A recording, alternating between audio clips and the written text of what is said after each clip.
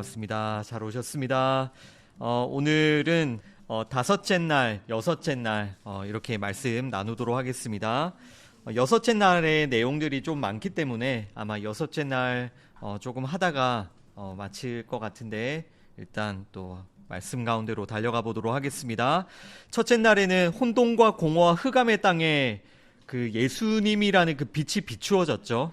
네. 그리고 둘째 날에는 하나님께서 궁창으로 물과 물을 나누어 주셨고요. 또 그것이 이 셋째 하늘, 하나님께서 다스리시는 그 셋째 하늘이 펼쳐지는 그런 말씀이었습니다. 우리 안에 하나님의 다스리는, 하나님께서 다스리시는 그 영역이 우리 안에 시작되었다. 그것이 둘째 날에 일어났던 일이고요. 지난주에 살펴보았던 셋째 날과 넷째 날 좀 기억나십니까?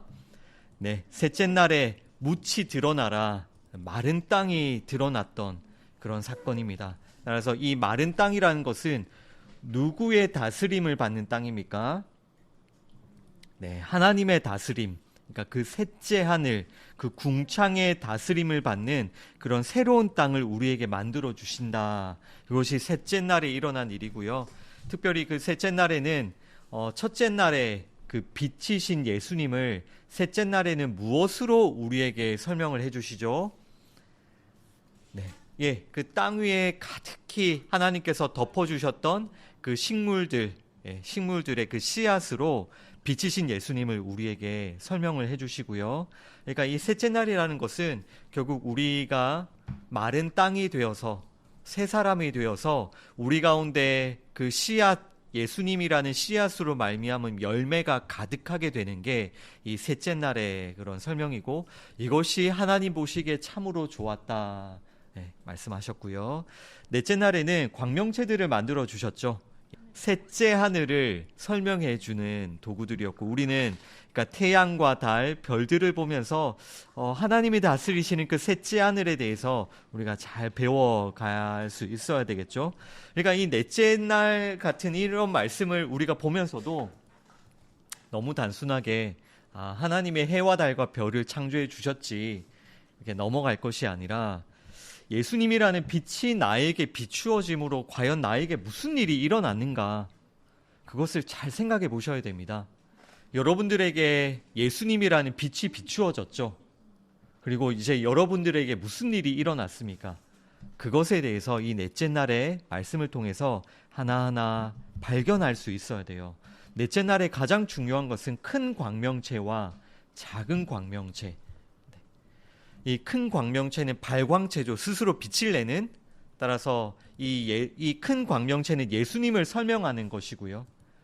그러니까 이 넷째 날에 그 셋째 하늘이라는 것은 어떤 곳이냐면, 예수님이라는 빛으로 모든 빛, 또 에너지, 생명을 얻고 살아가는 곳이 바로 이 셋째 하늘이다. 그것이 이 넷째 날의 이 광명체들을 통해서 하나님께서 우리에게 설명해 주시는 겁니다. 그러니까 예를 들어서 태양계를 보면 모든 게 다 태양을 중심으로 돌아가죠. 네. 그것이 우리 요한계시록에서 그 새 하늘과 새 땅의 모습이잖아요. 그러니까 빛이신 예수님을 중심으로 모든 것이 다 돌아가는, 그러니까 그런 것을 우리가 태양과 달과 별들을 통해서 볼 수가 있어야 되겠고요. 또 특별히 그 1장의 18절만 잠깐 보고 정리하고 다섯째 날로 넘어가시죠. 18절에 보시면 그 큰 광명체로 낮을 주관하고 작은 광명체로 밤을 주관하고 빛과 어둠을 나누어 주십니다. 네. 이것도 어떤 관점에서 보셔야 되겠습니까? 예수님의 빛을 받는 이 세 사람과 여전히 어둠 가운데 있는 옛사람을 분리하시는 겁니다.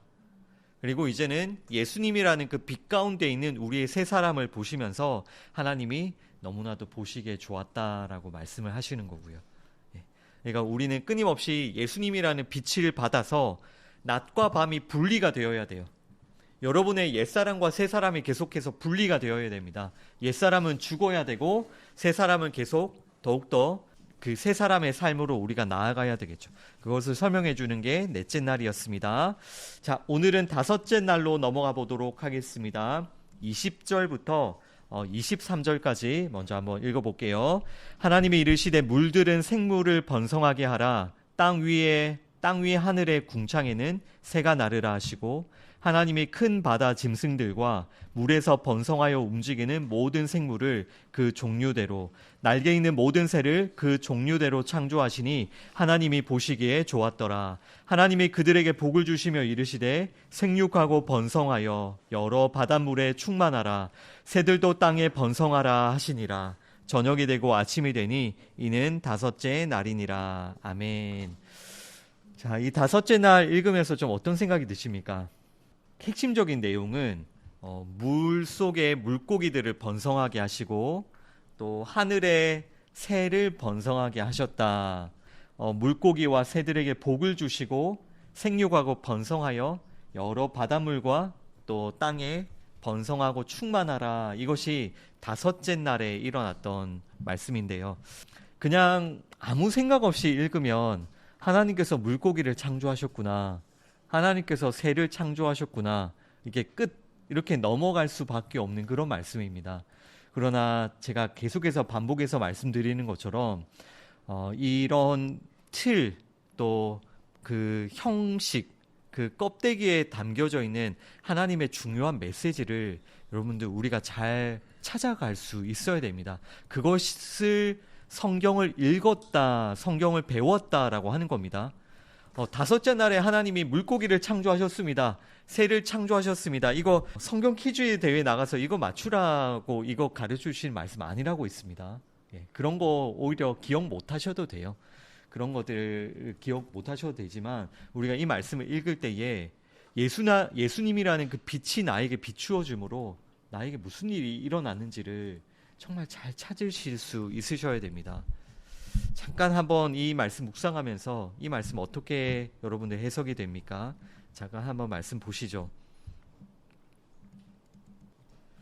하나님께서는 어떤 것을 가르쳐 주시기 위해서 이렇게 물고기들을 번성하게 하시고 또 새들을 번성하게 하셨을까요? 이게 과연 우리에게 어떤 의미가 있을까요? 제 생각에 이 말씀도 한번 듣지 않으시면요, 말씀을 배우지 않으시면 쉽게 깨닫기가 어렵습니다. 그러니까 성경 전체적으로 창세기부터 요한계시록이라는 그 말씀을 가지고 이 말씀을 재해석하지 않으면 이 말씀에 담겨져 있는 의미를 좀 찾아내기가 굉장히 또 어려운 게 다섯째 날이기도 해요. 그리고 이게 어디에도 연결이 되어 있냐면 여섯째 날 그 첫 번째 파트에 있는 땅의 여러 가축과 짐승들을 하나님께서 창조하시죠. 그 뒤에 사람을 창조하시기 때문에 다섯째 날에 물고기와 새들, 여섯째 날에 땅 위의 짐승들까지도 이 한 묶음으로 이 내용들을 좀 볼 수가 있으셔야 되고요. 오늘도 우리가 이 말씀을 해석하기 전에 먼저 창세기에 대한 관점, 우리가 성경 말씀에 대한 관점의 변화를 위해서 몇 구절만 좀 참고하고 우리가 이 본문으로 좀 들어가 보도록 하겠습니다. 로마서를 좀 찾아보시죠. 로마서 1장을 찾아보시겠습니다. 과연 성경이 어떤 책인지, 우리가 어떤 믿음과 어떤 마음과 어떤 자세로 이 말씀을 배워가고 읽어가고 가르쳐야 되는지를 그 관점을 계속해서 좀 변화를 시켜야 됩니다. 로마서 1장을 보시죠. 로마서 1장과 그 16장을 볼 텐데요. 로마서의 가장 처음 시작과 로마서의 가장 그 마지막 부분을 볼 건데 어떤 말씀으로 로마서가 시작되고 끝이 나는지, 이게 결국 로마서의 핵심이라는 거잖아요. 로마서 1장 1절부터 좀 보시면요. 예수 그리스도의 종 바울은 사도로 부르심을 받아 하나님의 복음을 위하여 택정함을 입었으니, 이 말씀 이해되시죠? 복음을 위하여 하나님께 택하심을 받았습니다. 바울은 2절, 이 복음은 하나님이 선지자들을 통하여 그의 아들에 관하여 성경에 미리 약속하신 것이라. 이 2절을 잘 보시죠. 복음이 무엇입니까? 네네네, 그의 아들에 관하여, 예수님에 대하여 하나님께서 여러 선지자들을 통해서 성경에 미리 약속하신 게 복음이다라고 바울은 설명을 합니다. 그러면 지금 이 로마서 1장 2절에서의 성경은 무슨 성경입니까?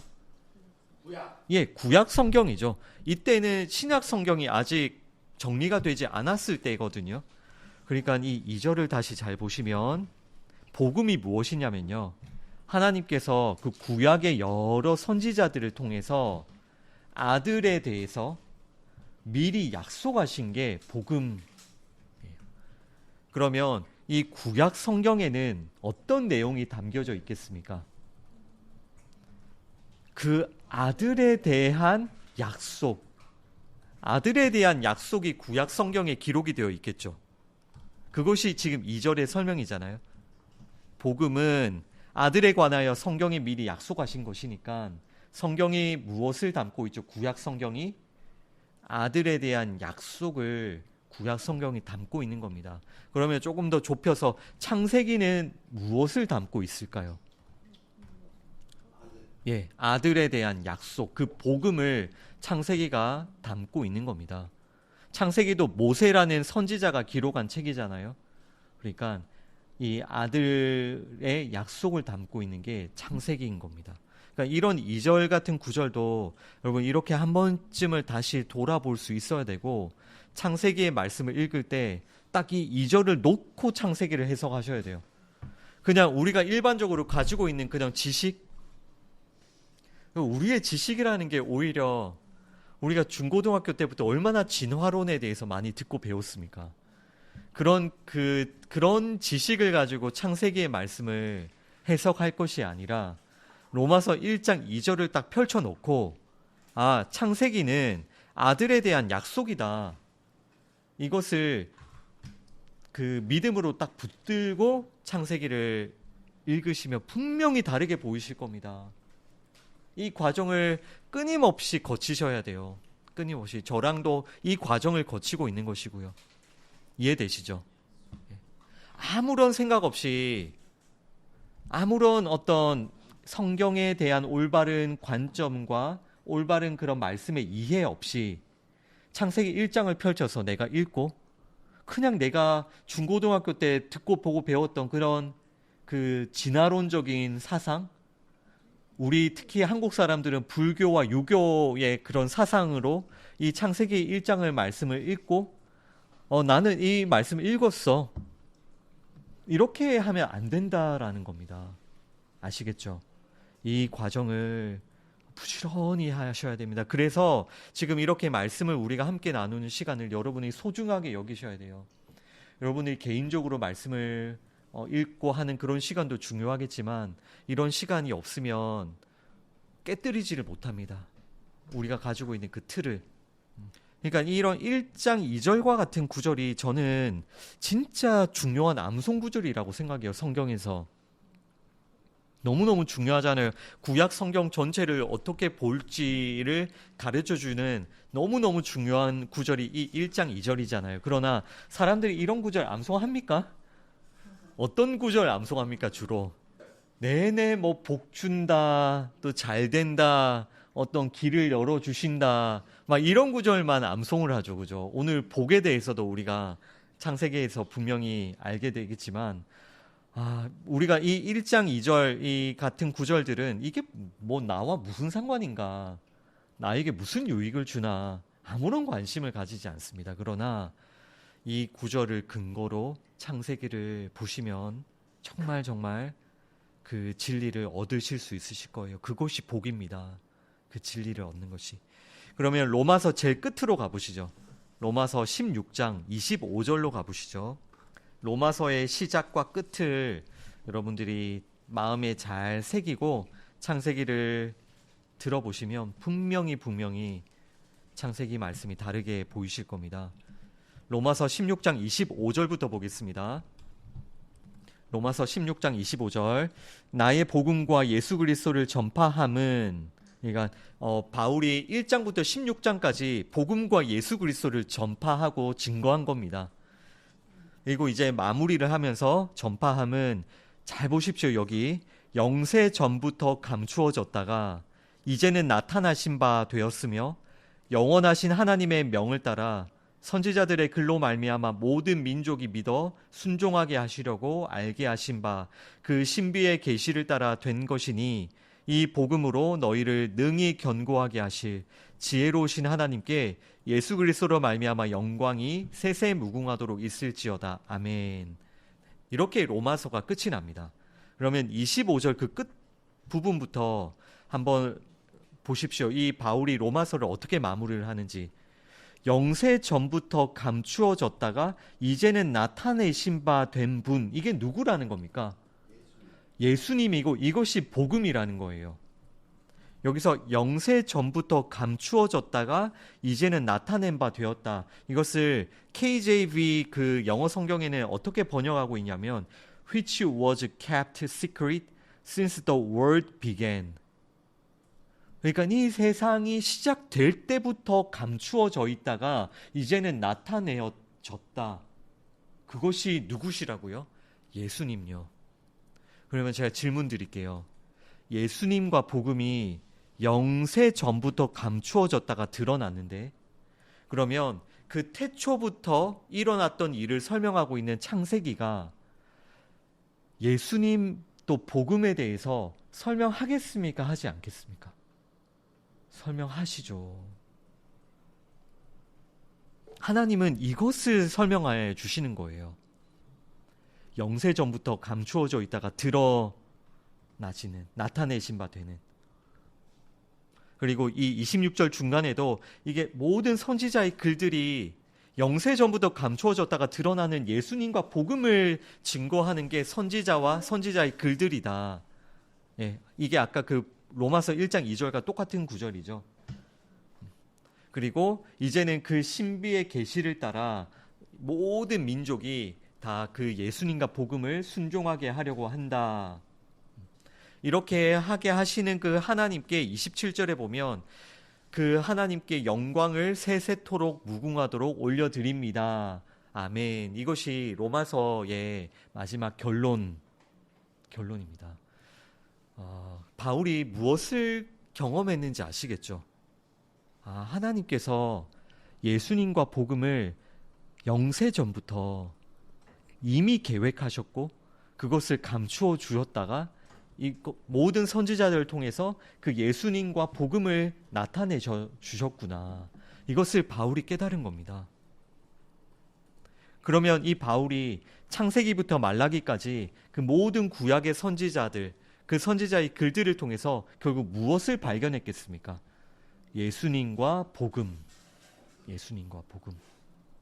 이런 관점으로 반드시 창세기를 보셔야 됩니다. 아시겠죠? 이것이 역사예요, 역사. 역사. 그러니까 역사는 그 히스토리, 히즈 스토리잖아요. 예수님의 이야기. 이것이 역사입니다, 역사.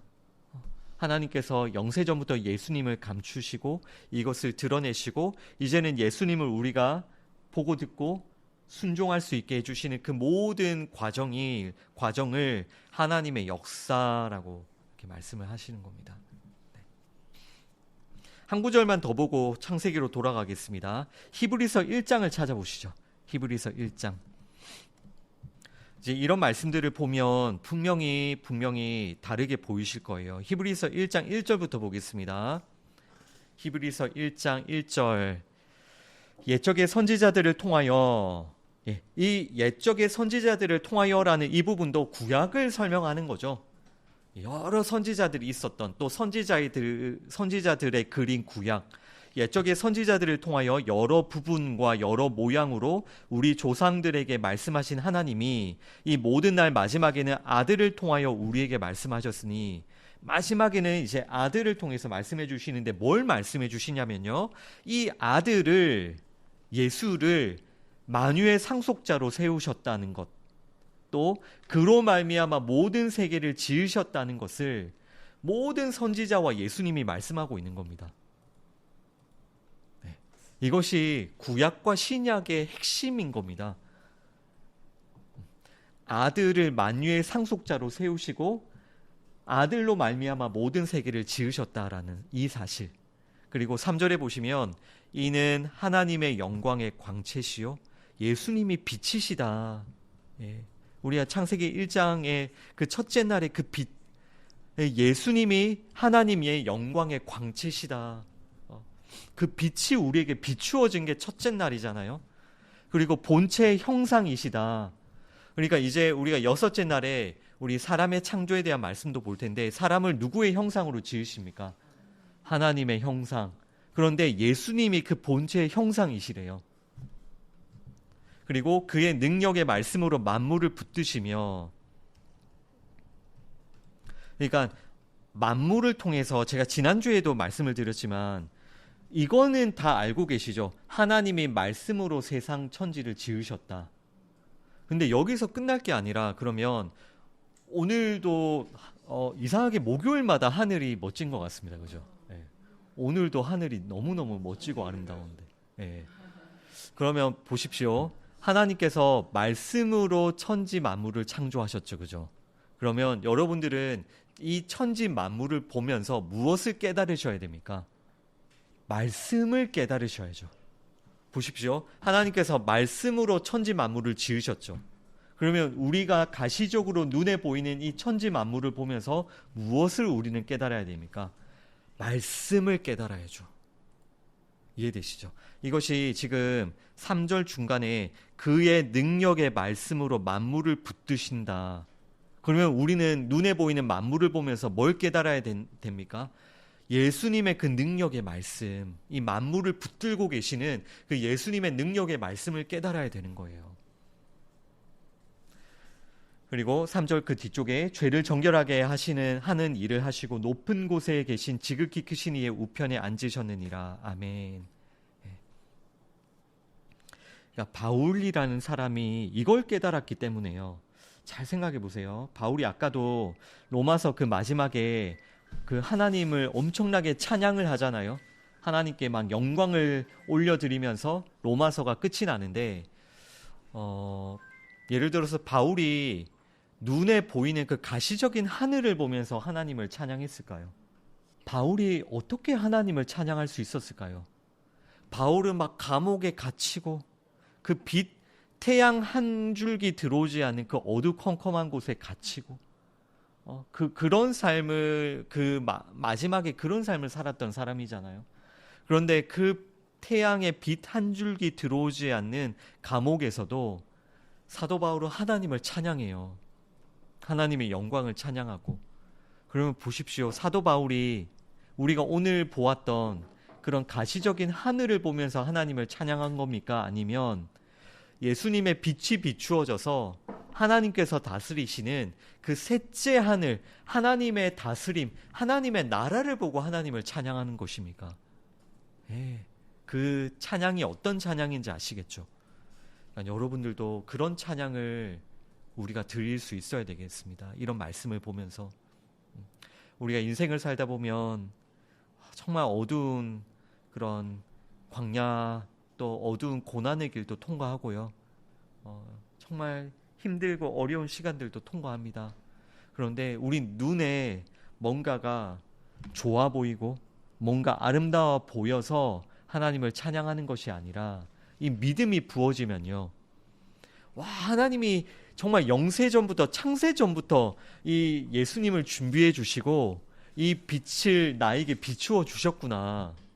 또 나를 이렇게 새로운 하나님의 자녀로 창조해 주셨구나. 이 믿음이 부어지면요.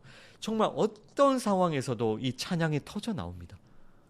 하나님께 영광을 올려드리는. 우리가 그런 마음으로 이 말씀을 보기를 원합니다.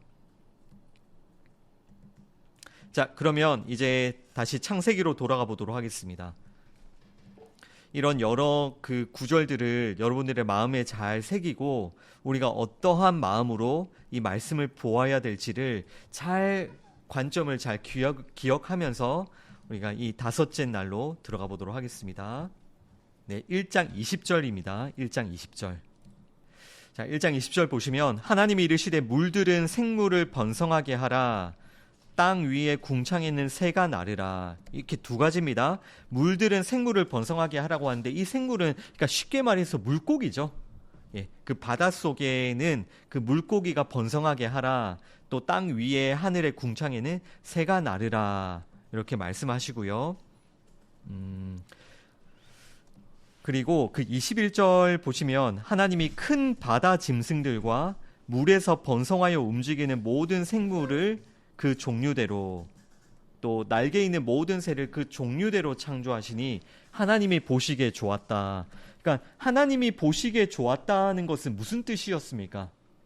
하나님께서 보시기에 선한 것, 또 하나님 앞에서의 완전한 것, 하나님 앞에서의 선하신 분은 예수님이시죠.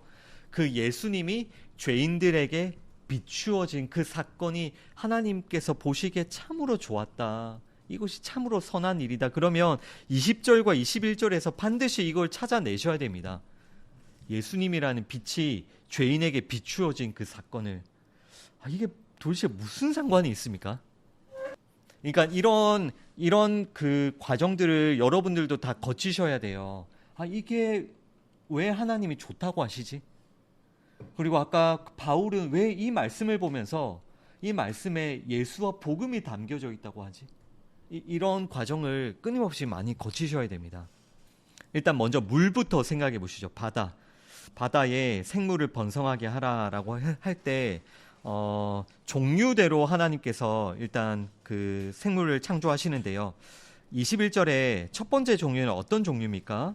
그 21절에 큰 바다 짐승들을 먼저 하나님께서 창조해 주셨죠. 이 큰 바다 짐승들이 영어로는 The Great Creatures of the Sea라고 되어 있는데, 이거는 분명히 히브리어 원어를 기억을 하셔야 돼요.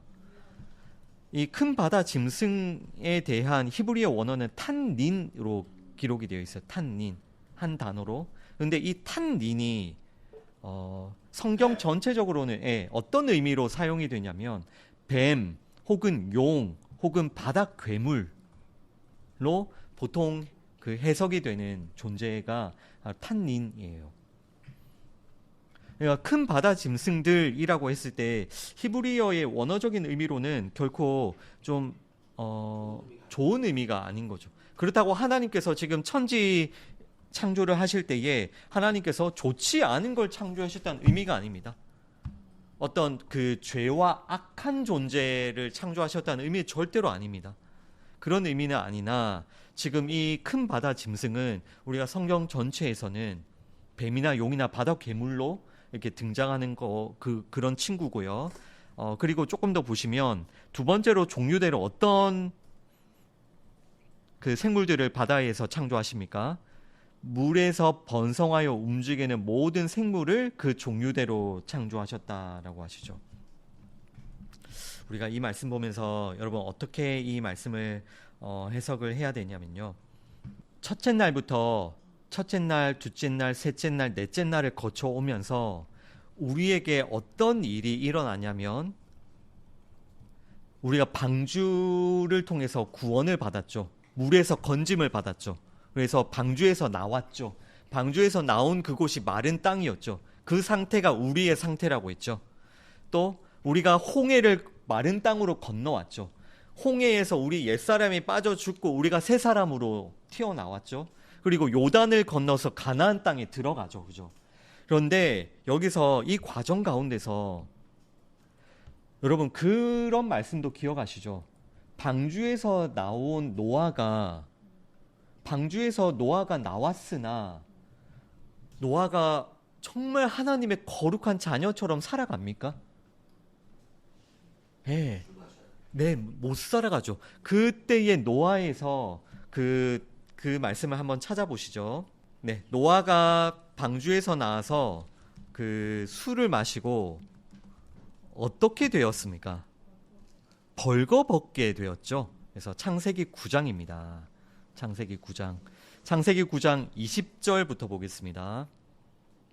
분명히 노아는 방주를 통해서 구원을 받고 이 마른 땅이 되어서 걸어 나왔으나 곧바로 이 노아의 무슨 모습이 드러나는지를 잘 보세요. 창세기 9장 20절 노아가 농사를 시작하여 포도나무를 심었더니 포도주를 마시고 취하여 그 장막 안에서 벌거벗은지라. 22절에 가나안의 아버지 함이 그의 아버지의 하체를 보고 밖으로 나가서 그 두 형제에게 알림해 셈과 야벳이 옷을 가져다가 자기들의 어깨에 메고 뒷걸음쳐 들어가서 그들의 아버지의 하체를 덮었으며 그들이 얼굴을 돌이키고 그들의 아버지의 하체를 보지 아니하였더라. 여기서 어떤 일이 일어나냐면요, 노아가 벌거벗게 되는 사건이 일어나고 그 벌거벗은 것을 보고 본 아들이 등장하고 그 벌거벗은 걸 덮은 아들이 등장하는데, 그 본 아들, 그 가나안은 또 그 아버지의 함은 저주를 받죠. 또 반면에 그 벌거벗은 하체를 덮은 아들들은 하나님께 복을 받죠. 그러면 여기서 우리가 기억해야 될 것은 무엇이냐면요, 노아가 방주를 통해 구원을 받았음에도 불구하고 끊임없이 하나님께서는 그 노아의 죄를 드러내시고 그 노아의 죄를 덮어 가신다라는 것을 기억하셔야 돼요. 이것이 그 노아가 걸어가야 되는 거룩한 하나님의 자녀가 되는 길인 거예요. 하나님의 목적은 우리가 거룩한 예수님의 신부가 되게 하는 게 하나님의 목적이죠. 그게 우리가 계시록에서 살펴보았던 하나님의 최종 목적이잖아요. 그런데 우리가 예수님의 거룩한 신부가 되기 위해서 하나님이 끊임없이 우리에게 어떤 과정을 걷게 하신다고요? 구원받은 후에도 계속해서 죄가 무엇인지를 드러내시고 죄를 보여주시고 그 죄를 덮어주시고 씻어주시는, 우리를 회개하면서 거룩하게 하는 그 성화의 과정을 거치게 하세요. 이게 노아도 그렇죠. 두 번째로 홍해 사건도 떠올려 보시죠. 분명히 이스라엘 사람들이 출애굽했습니다. 홍해를 건너왔어요. 그들은 세 사람에 대해서 홍해로부터 걸어 나왔습니다. 그런데 그때부터 무엇이 시작됩니까? 광야에서 하나님은 끊임없이 이스라엘 백성들의 옛사람을 드러내고 그걸 죽이시죠. 그들의 죄와 옛사람을 그 광야에서 다 죽이고 완전히 새 사람으로 가나안에 집어넣잖아요. 그러면 요단을 건너서 가나안에 들어가는 것도 한번 생각해 보시죠. 이제는 된 것 같은데, 이제는 그 요단을 건너서 가나안에 들어가면 그게 끝일 것 같은데, 또 가나안에 들어가면 무엇이 시작이 됩니까? 전쟁이 시작이 되죠. 가나안 7 족속과의 전쟁. 그 7 족속은 다름이 아니라 이스라엘 백성들이 가지고 있는 죄입니다. 그 죄를 하나하나 싸워서 무너뜨려 가시는 그 성화의 삶이 시작이 되죠. 이것이 크게 히스토리인 거예요. 하나님이 여러분을 거룩한 예수님의 신부로 빚어져 가시는, 그러면 이런 큰 그림을 가지고 다시 창세기 1장으로 돌아와 보시죠. 물에 생물을 번성하게 하는 것, 21절에서 큰 바다 짐승들과 생물을 그 물에 가득하게 하시는 게 이게 무슨 뜻입니까? 그러면 빛을 받은 자들은, 그 마른 땅으로 드러난 자들은, 셋째 하늘 하나님의 다스림을 받는 자들은 물 속에 있는 큰 바다 짐승들과 그 생물들을 보게 된다는 뜻이에요. 그러니까 거듭난 자들, 예수님이라는 그 빛을 받은 자들은 이제는 바닷속에 있는 큰 바다 짐승들과 그 생물들을 보게 돼요. 원래는 못 봅니다. 원래 못 봐요. 여러분, 바닷속에 생물이 보입니까? 안 보이죠. 바닷속에 생물이 안 보여요. 보통 아무리 날씨가 좋아도 그 가시거리가 한 10m, 20m 밖에 안 돼요. 아무리 날씨가 좋아도. 그러면 그 바닷속에 지금 21절에 이렇게 숨어있는 큰 바다 짐승이 보입니까? 안 보이죠. 그 바닷속에 무엇이 들어있는지를 사람이라는 존재는 절대로 못 봅니다. 바닷속에 있는 그 생물들의 존재를 못 봐요. 그런데 예수님이라는 그 빛을 받은 자들, 이제 그 마른 땅으로 드러나서 하나님의 다스림 가운데 거하는 자들은 바닷속에 있는 그 큰 짐승을 보는 거예요. 이게 사실은 바닷속에 있지만 어디에 있는 우리 안에 있는 그 바다 짐승을 보는 겁니다. 하나님이 그걸 하나하나 다 드러내시는 거예요. 이것이 물들은 생물을 번성하게 하라, 이런 말씀을 보고 하나님이 물고기를 창조하셨지, 큰 물고기를 창조하셨지라고 넘어가면 안 되고요. 그러니까 다시 한번 말씀드리지만 나에게 예수 그리스도라는 빛이 비추어지면 나에게 무슨 일이 일어나는지를 잘 생각하셔야 됩니다. 내가 그전에는 전혀 알지 못했던 나의 죄, 내가 정말 숨기고 살았던 나의 죄, 나는 훌륭하다고 생각하고 나는 스스로 하나님이 될 거라고 생각하고 나는 내가 모든 것들을 내가 다 가질 수 있을 거라고 생각하고 살았던 나의 그 죄, 그것을 하나님께서 다 드러내시는 거예요. 그것을 보게 되는 과정이 이 다섯째 날에 일어나는 과정입니다. 빛이 비추어지면요, 바다에 가득한, 그 바다는 저주와 심판의 바다잖아요. 그 저주와 심판의 바다에 빠져 죽어야 될 그 수많은 짐승들을 보게 돼요. 그 수많은 짐승들이 바로 내 안에 항상 살아서 꿈틀대고 있다는 것을 보게 됩니다. 그러니까 우리의 신앙생활이라는 그 과정은 내 안에 있는 그 죄를 끊임없이 폭로당하고 그것이 드러나는 그런 과정이고요. 하나님은 그것을 보여주시고 하나하나 버려갈 수 있게끔 도와주시는 거고, 그 상징이 탄닌인 거예요. 빛을 본 자들만이 탄닌을 보게 됩니다. 이따가 그 땅의 짐승과도 연결을 해드릴게요. 그 요한계시록을 우리가 한번 나누었기 때문에 이게 보이시죠? 바다 짐승과 땅의 짐승, 이게 무슨 의미인지를 아시겠죠? 하나님께서 그것을 다섯째 날에 그것을 겉으로 표현은 창조하신다라고 하지만 이것을 우리의 눈에 드러내시는 거예요. 빛을 본 자들의 눈에 그것이 이제 보여지게 되는 겁니다. 마가복음 7장을 보십시오. 마가복음 7장. 이 다섯째 날에 일어난 일, 바다에 생물이 가득하고 하늘에 새가 가득한 게 우리와 상관없는 일이 아니에요. 하나님의 관심은 구원받는 여러분에게 관심이 있는 거지, 사람과 아무 상관없이 그냥 바다에 생물을 가득하게 채워넣고 이건 너무 보기 좋다 이런 의미가 아닌 겁니다. 아까 처음에 말씀드린 대로 우리가 하늘을 보면서 그냥 하늘의 그 겉모양을 보고 너무 아름답다, 그게 아닌 겁니다. 마가복음 7장 1절부터 보겠습니다. 마가복음 7장 1절. 바리새인들과 또 서기관 중 몇 명이 예루살렘에서 와서 예수께 모여들었는데요. 바리새인들과 서기관이 어떤 사람일까요? 창세기 1장으로 설명을 하자면 어둠에 속한 자들, 예수님이라는 빛을 모르는 자들. 그러니까 빛이신 예수님이 왔는데 바리새인들과 이 서기관들은 어떻게 합니까? 예수님을 때려 죽이려고 하잖아요. 네가 무슨 빛이냐? 내가 빛이다. 자기가 들고 있는 이 호롱불을 들고 있으니 진짜 빛이 오니까 그냥 그거 발악하면서 그 예수님을 밟아 죽이려고 하는 자들이 이 바리새인과 서기관들이잖아요. 이 모습을 잘 보세요.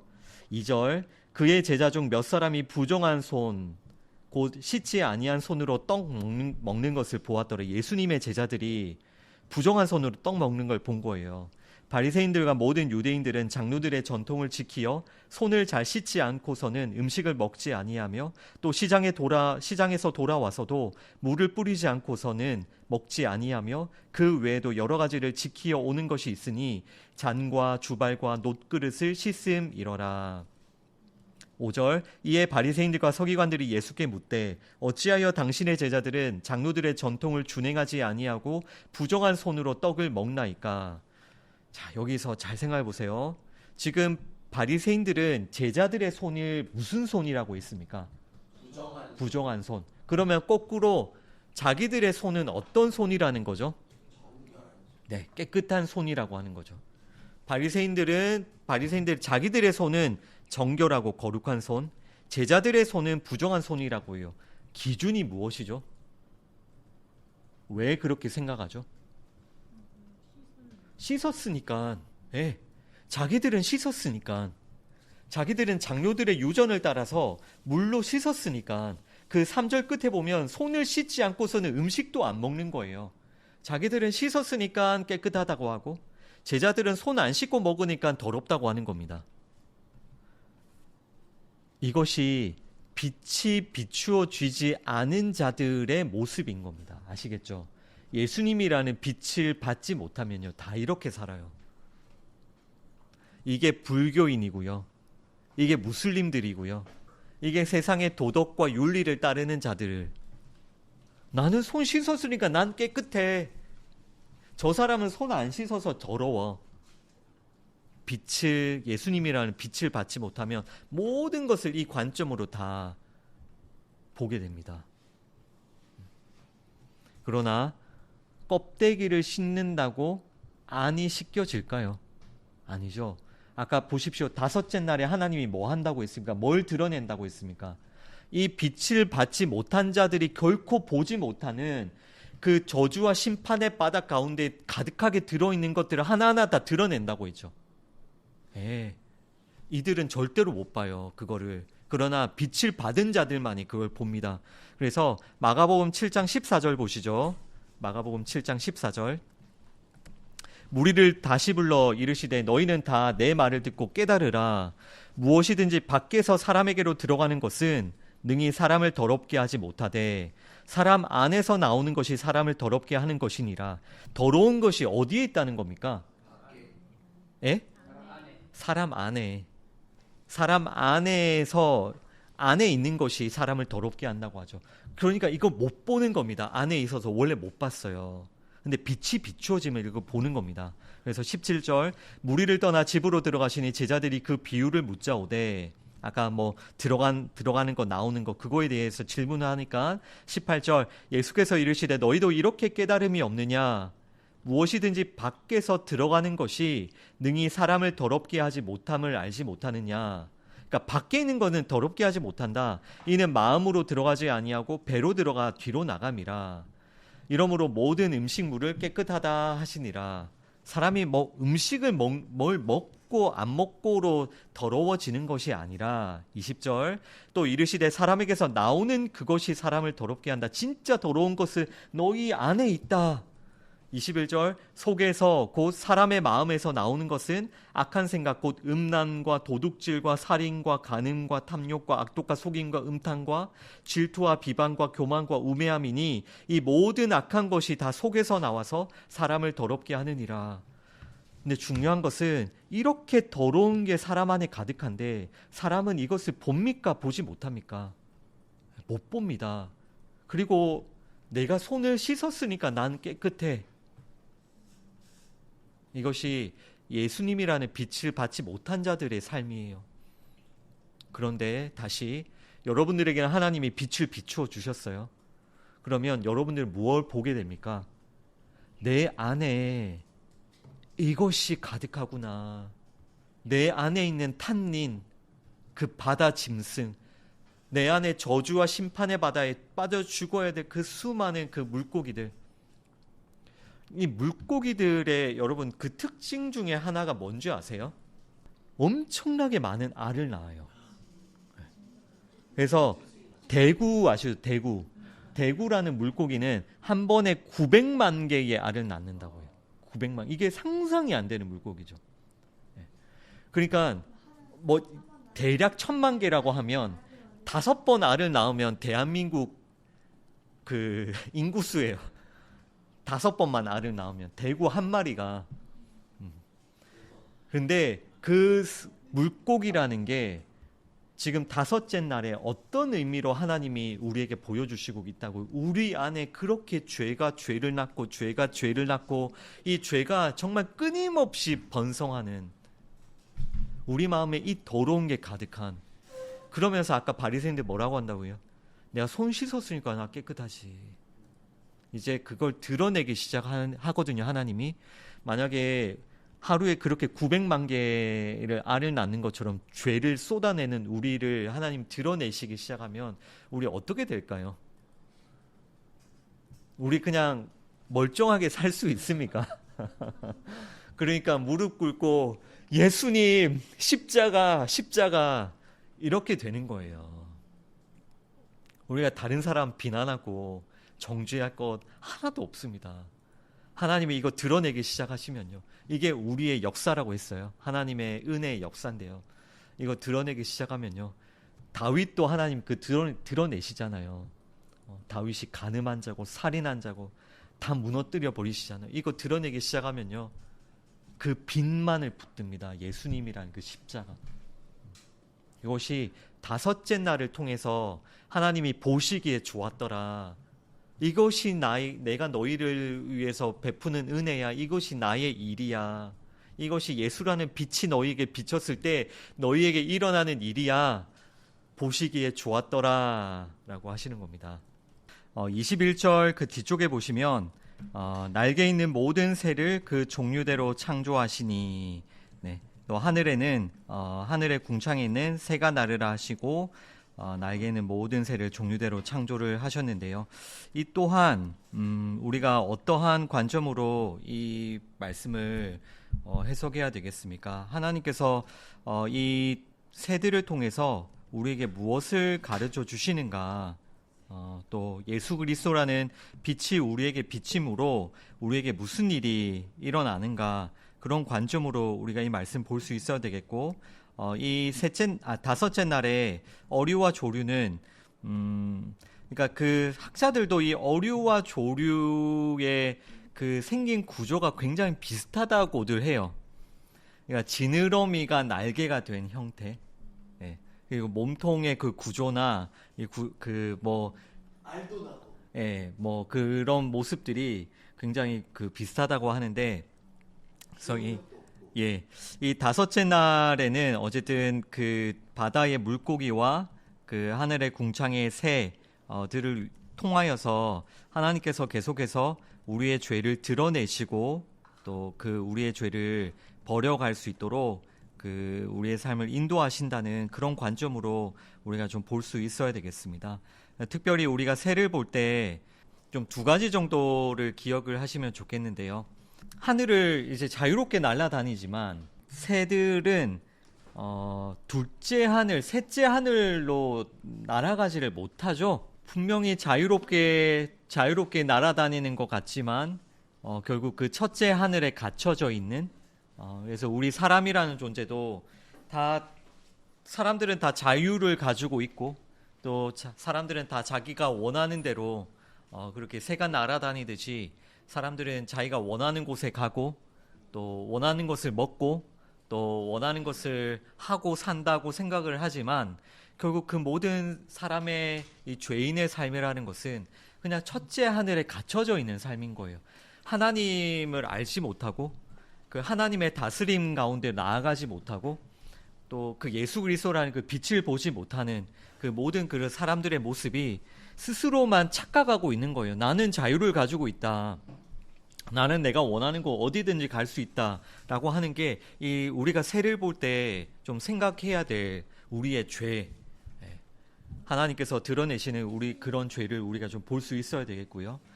두 번째로 이 우리 새를 볼 때 우리가 생각할 수 있는 부분은 날개인데요. 날개. 이 날개는 항상 덮는다는 의미를 가지고 있어요. 그래서 하나님께서도 그 하나님의 어떤 은혜를 우리에게 덮어 주실 때 하나님의 그 날개 그늘에 우리를 품어 주신다는 그런 표현도 나오기도 하고, 이 날개는 뭔가를 덮는다는 그런 표현, 그 의미를 가지고 있는데, 이 사람의 모습을 보면 항상 자기의 날개로 자기의 그 죄와 어두움들을 덮고 가리고 살고 있죠. 그러면서 아까도 우리가 새를 생각해 본 것처럼 우리는 자유롭게 우리는 어디든지 갈 수 있고 또 무엇이든지 먹을 수 있고 무엇이든지 할 수 있다고 생각하면서 자기의 날개로 자기의 죄를 가리고 사는. 그래서 이 다섯째 날은 그러니까 흐름을 잘 생각을 하셔야 됩니다.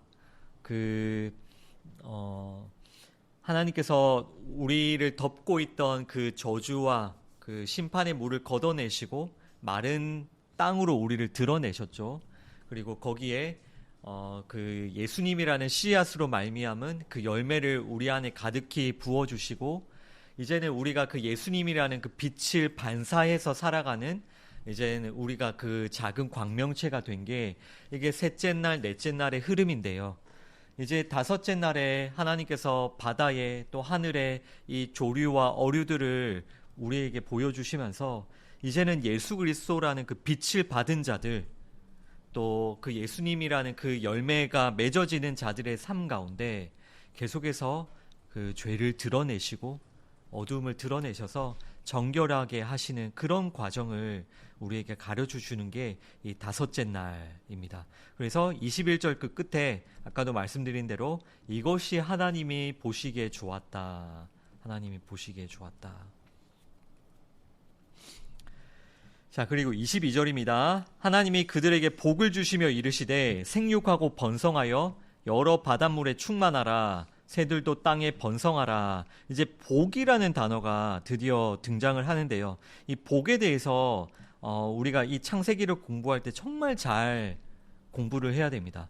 자, 예를 들어서 지금 복을 주셨다라는 게 그냥 문자적으로만 보면 이 조류와 어류에게 복을 주셨다고 이렇게 보이잖아요. 그러면 우리가 흔히 생각하는 그 복은 무엇입니까? 사람들은 뭘 복이라고 생각합니까? 특히 막 중국 같은 데는 복이라는 글자를 얼마나 좋아하는지 그 집집마다 복이라는 그 글자를 거꾸로 붙여놨잖아요. 왜냐하면 하늘에서 복이 내려와야 된다. 그래서 복이라는 그 한자를 거꾸로 붙여가지고 막 집집마다 젓가락, 숟가락에도 전부 다 복을 새겨놓고 이 사람들이 얼마나 이 복을 간절히 원합니까? 근데 일반적으로 사람들이 생각하는 그 복이라는 건 뭐냐면 내 소원이 이루어지는 것, 또 내가 얻고 싶은 걸 얻는 것, 이 땅의 부귀영화를 얻는 것을 복이라고 하죠. 부자가 되는 것. 그러면 지금 조리와 어류에게 복을 주셨다는 것은 조리와 어류가 그 부자가 된다는 의미입니까? 아니면 조리와 어류가 자신들의 그 꿈을 이루고 소원 성취하고 어떤 그런 것들을 이룬다라는 그런 뜻이면, 그러니까 성경이 말씀하는 그 복의 의미는 우리가 일반적으로 생각하는 그 복의 의미가 완전 다른 거예요. 이 맥락을 잘 생각해 보면 우리는 사람은 이게 복이라고 생각하는데 사람이 생각하는 그 복의 정의를 이 구절에 딱 대입해 버리면 전혀 아닙니다. 어떻게 조리와 어류가 복을 받고 그렇게 되는 겁니까? 그죠? 지금 이 구절에서 아까도 우리가 이 다섯째 날을 살펴보았던 것처럼 이 복이라는 건 무엇이냐면요. 우리가 미처 알지 못했던 우리 죄가 다 드러나고 그 죄를 버려가는 게 복이죠. 그것이 하나님께서 지금 이 다섯째 날에 이것이 복이야 라고 설명하는 거거든요. 이걸 너무 문자적으로 조류에게 복을 주셨어, 어류에게 복을 주셨어 이렇게 생각하지 마시고 지금 하나님이 보시기에 좋았다, 다섯째 날에 무슨 일이 일어나는지를 보시고 하나님께서 설명하시는 복이 무엇인지를 잘 생각하셔야 됩니다. 복은 나중에 그 사람들에게도 복을 주시거든요. 그러니까 이 1장 22절은요 1장 28절과 반드시 연결해서 생각을 해보셔야 돼요. 너무 단순하게 문자적으로 조리와 어류에게 복을 주셨다가 아니라 1장 28절을 보시죠. 하나님이 그들에게 복을 주시며, 여기서는 그들은 사람이죠. 사람에게 복을 주시며 하나님이 그들에게 이르시되 생육하고 번성하여 땅에 충만하라, 땅을 정복하라, 바다의 물고기와 하늘의 새와 땅에 움직이는 모든 생물을 다스리라 하시니라. 그러니까 이때의 복이라는 것은요, 우리가 아까 생각했던 그런 정의의 복이 아니라 그 복은 그 뒤에 나오는 땅을 정복하고 바다의 물고기와 하늘의 새와 땅에 움직이는 모든 생물을 다스리는 것. 그러니까 다스리는 게 뭔지 아시겠죠? 그 죄를 다스리는 것, 그 죄를 버려가는 것, 그것이 복인 거예요. 그리고 이런 복을 받은 자들이 이 땅에 생육하고 번성하게 되는 것, 그런 하나님의 생명력이 그 예수님이라는 빛이 우리 죄인들에게 비추어지는 것, 그것이 복인 겁니다. 그래서 죄를 다스려가는 것, 죄를 버려가는 것, 하나님의 거룩한 자녀로 빚어져 가는 것, 그런 자들이 이 땅에 충만해지는 것, 그 상태가 하나님이 말씀하시는 복인 겁니다. 예, 그리고 23절이 저녁이 되고 아침이 되니 이는 다섯째 날이고요. 이게 여섯째 날의 그 첫 번째 부분과 연결되기 때문에 계속 보도록 하겠습니다. 24절, 하나님이 이르시되 땅은 생물을 그 종류대로 내되 가축과 기는 것과 땅의 짐승을 종류대로 내라 하시니 그대로 되니라. 하나님이 땅의 짐승을 그 종류대로, 가축을 그 종류대로 땅에 기는 것을 그 종류대로 만드시니 하나님이 보시기에 좋았더라. 예, 그리고 나서 하나님께서 사람을 만드시는데 오늘은 어쨌든 이 24절과 25절까지를 정리해 볼게요. 여섯째 날이지만 다섯째 날을 잘 이해하셨으면 이 구절들도 이해가 되실 거예요. 지금 여섯째 날에 이제 땅에 생물을 내시는데 종류대로 어떤 것들을 하나님께서 창조를 하십니까? 첫 번째가 가축, 두 번째가 기는 것, 세 번째가 땅의 짐승을 종류대로 이렇게 각각 하나님께서 만들어 내셨습니다. 이것이 땅이 종류대로 내라 해서 땅이 내어놓는 것들인데요. 여기서도 지금 땅이 내어놓는 것들, 하나님께서 내어놓으라고 하셔서 땅이 이런 것들을 내어놓았는데 하나님이 보시기에 아주 좋았다고 하시죠. 그러면 한번 생각해 보시죠. 이것도 하나님이 왜 보시기에 좋았다고 하실까? 그냥 땅에 가축과 기는 것과 짐승이 가득해 있는 상태가 왜 하나님 보시기에 좋은 거죠? 아까도 그렇게 우리가 질문을 시작했잖아요. 바다에 물고기가 가득한 게 왜 하나님 보시기에 좋은 거죠? 하늘에 새가 가득한 게 왜 하나님 보시기에 좋은 거죠? 땅에 이 짐승들이 가득한 게 왜 보시기에 좋은 거죠? 하나님께서는 이것들을 통하여서 뭔가 하나님이 보시기에 좋으신 그 일을 행하고 계시는 거예요. 그러니까 여기도 마찬가지로 우리는 이 가축과 기는 것과 땅의 짐승들을 통해서 하나님은 우리에게 무엇을 가르쳐 주시는가를 잘 보셔야 됩니다. 일단 이 가축과 짐승의 차이는 아시죠? 무슨 차이입니까? 짐승은 야생 동물은요, 아무리 훈련하고 기르려고 해도 가축이 될 수가 없어요. 예를 들어서 얼룩말, 다 같은 말이어도 얼룩말은 아무리 길들이려고 해도 안 되지 않습니까? 하나님께서 그러니까 종류대로 원래부터 그렇게 창조하신 거예요. 이게 사람이 하려고 해서 되는 게 아니라, 이건 뭐 그냥 참고로 좀 말씀을 드리면, 그러니까 진화론자들은 가축이 더 많이 진화가 된, 가축으로 진화가 된 짐승이라고 이야기를 하거든요. 근데 아시겠지만 아무리 우리가 야생동물을 가축으로 기르려고 해도 안 됩니다. 처음부터 가축은 가축이고 처음부터 야생동물은 야생동물이에요. 그러니까 하나님께서 종류대로 창조하셨다라는 것을 그런 의미로도 한번 생각해 보시고, 그리고 어떤 진화론자가 그런 기록도 있습니다. 이 진화에 대해서 열심히 연구를 하다가 짐승들의 그 짐승들의 눈을 보고 진화가 아니구나라는 것을 알게 됐대요. 예를 들어서 그 피카소 작가의 그림이 조각 포함해서 한 3만여 점이라고 하거든요. 근데 전문가는 어떤 그림을 봐도 이 피카소가 그린 거라고 맞추잖아요. 그러니까 하나님께서 만드신 것에는 이거 하나님이 만드셨다라는 그 분명한 표시가 있다는 거예요. 근데 그 표시를 그 진화론자는 그 동물들의 눈을 연구하다가 눈이 다 똑같은 거예요. 눈의 구조가. 근데 지금은 이제 과학이 발달해서 세포만 봐도 다 똑같죠. 뭐 DNA부터 해서 뭐 이런 게 원래 이것들을 창조하신 하나님이 계시고 설계자가 계시다는 것을 이 모든 창조물들이 드러내고 있는 것도 우리가 한 번쯤은 생각을 해볼 수 있어야 되겠습니다. 잠깐 창세기 3장 14절을 찾아보시죠. 이 말씀 보시면요, 창세기 3장 14절, 여호와 하나님이 뱀에게 이르시되 네가 이렇게 하였으니 네가 모든 가축과 들의 모든 짐승보다 더욱 저주를 받아 배로 다니고 살아있는 동안 흙을 먹을지니라. 여기 보면 아까 그 창세기 6째 날에 하나님께서 3가지로 땅의 생물들을 창조하셨죠. 그러면 이 창세기 3장 14절에도 똑같이 3가지의 종류가 나오는 걸 찾으셨습니까? 기는 뱀이 나오고요, 가축이 나오고요, 또 모든 짐승이 나오죠.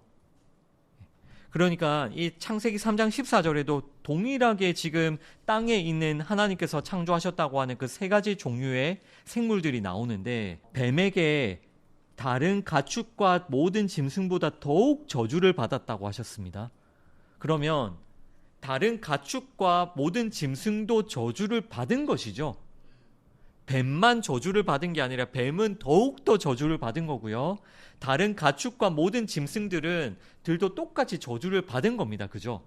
자, 그러면 다시 이 내용을 기억하고 창세기 1장 24절 25절로 돌아가 보시죠. 그러면 지금 우리가 눈에 보이는 가축과 기는 것과 짐승들이 죄로 말미암아 저주를 받은 상태인 거죠. 우리의 그 죄를 드러내고 계시다라는 것을 잘 기억하셔야 됩니다. 제가 첫째 날에 첫 번째 시간에 말씀드린 대로 지금 이 말씀의 첫 번째 청자는 이스라엘 백성들입니다. 계속해서 우리가 이 말씀을 계속 오해하는 이유가 뭐냐면 이 말씀은 저기 그 태초로 돌아가서 어떠한 일도 일어나지 않았을 때 하나님의 그 천지창조를 설명해 주는 말씀이라고 계속 우리가 착각해요. 그게 아니라 지금 이미 이스라엘 백성은 타락했고 애굽의 노예가 되어 있다가 걔네들 건졌어요. 그리고 그들에게 이 말씀을 주시면서 뭔가를 가르쳐 주시거든요.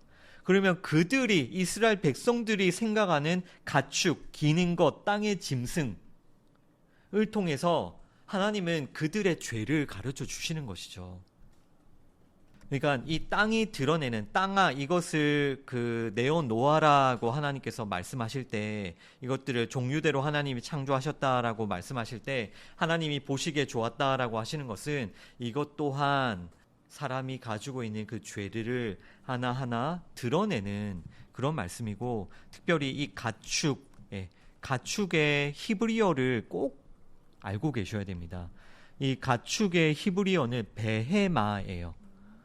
그런데 이 베헤마라는 히브리어는 무슨 뜻이냐면요. 벙어리라는 뜻이에요. 말을 듣지 못한다라는 뜻. 하나님께서 가축을 우리 같은 집에 살게 하셨어요. 같은 집에 우리 가축을 기르도록 하나님께서 두셨는데 가축하고는 대화가 안 됩니다. 물론 강아지, 소, 우리 사람 말귀 알아듣는다고 하면 그렇게 알아듣는다고 할 수 있지만 그 가축이 우리 집에 같이 살아도요 못 알아듣잖아요. 대화를 못 하잖아요. 그것을 통해서 하나님이 우리의 무슨 죄를 드러내시는지 아시겠죠?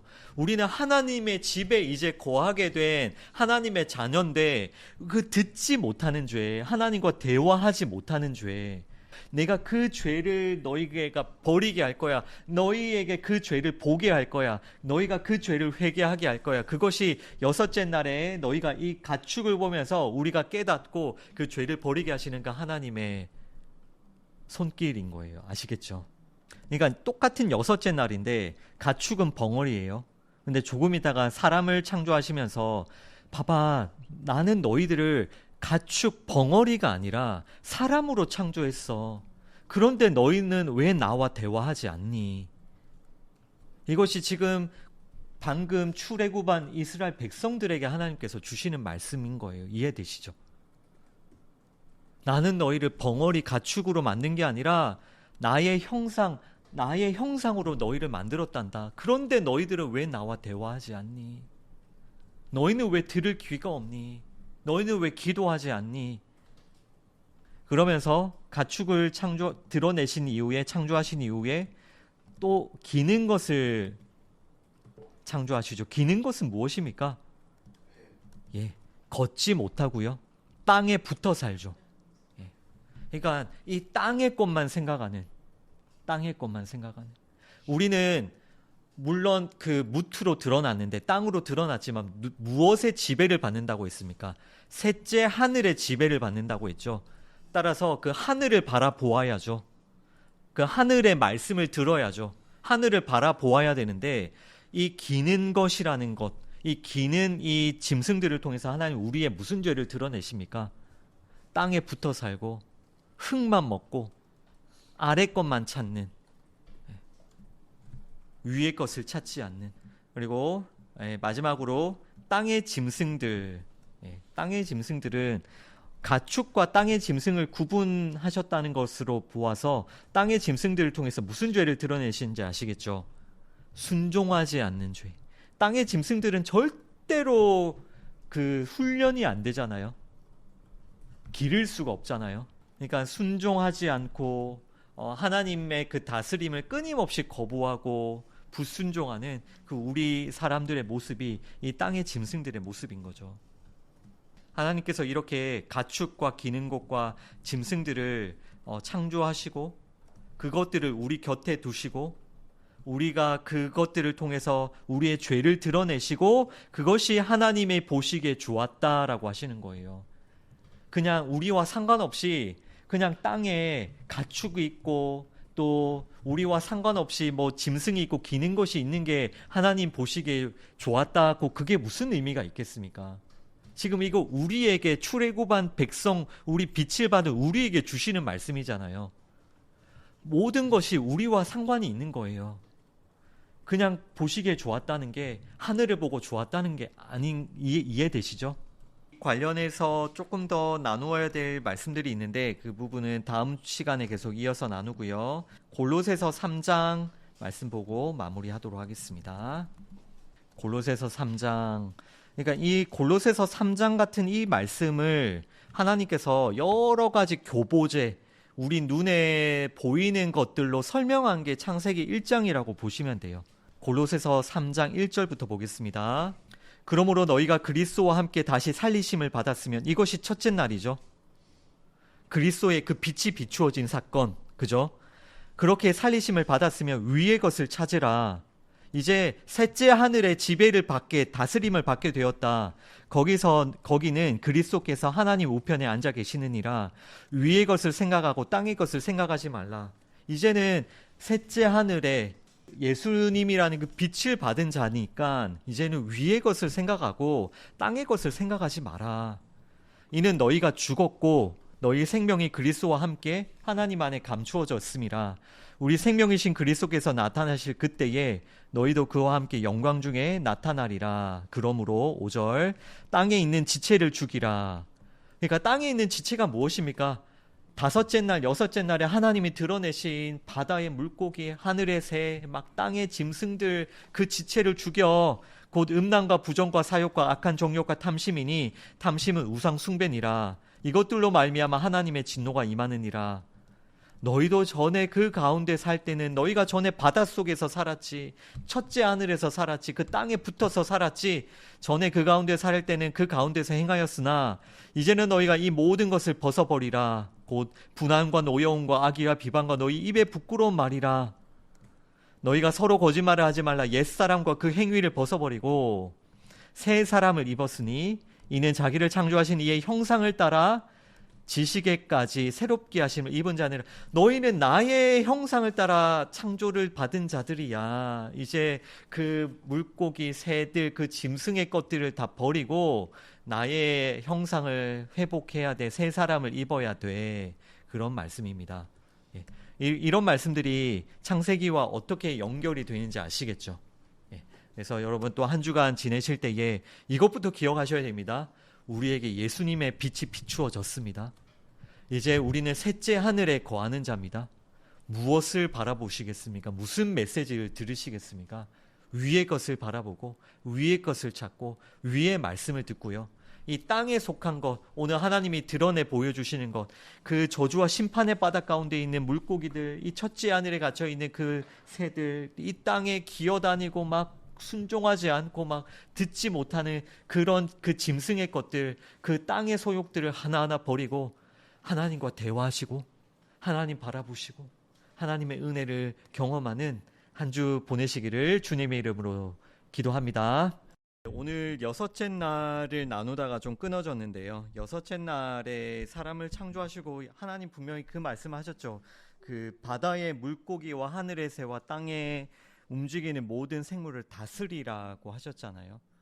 예, 그 의미를 다음 시간에 나누면 오늘 우리가 다섯째 날, 여섯째 날에 이 것들을 하나님께서 우리에게 허락하신 그 의미를 더 명확하게 알 수 있을 거고, 그러니까 그 옛사람을 죽이는 거고 죄를 버리는 거고 예수님의 그 빛을 비추는 거예요, 세상에. 예, 그 이 모든 물고기와 새와 모든 생물들에게 예수님의 그 빛을 비추는 것이 이 빛을 받은 우리의 삶이라는 것을 잘 기억하시고 다음 주에 계속 나누도록 하겠습니다. 기도할게요. 하나님 아버지, 창세기 또 특별히 천지 창조에 대한 말씀을 나누고 있습니다. 태초에 하나님이 천지를 창조하시니라. 하나님께서 우리를 하나님의 자녀로 창조하시고 예수님의 그 빛을 비추어 주시고 우리에게 있는 모든 그 죄를 다 드러내서 또 다 그 죄를 씻어 주시고 새롭게 하시며 거룩한 예수님의 신부로 빚어가고 계심을 믿습니다. 하나님께서 창조하신 이 천지 만물을 통하여서 우리가 예수님, 그 빛이신 예수님을 보게 하시고 우리의 죄를 깨닫고 회개하게 하시고 또 우리가 정말 하나님의 그 다스림에 순종하며 하나님의 그 영광을 위해 또 그 예수님의 그 빛을 증거하고 드러내는 그런 삶을 살 수 있도록 은혜를 베풀어 주옵소서. 예수님 이름으로 기도드립니다. 아멘.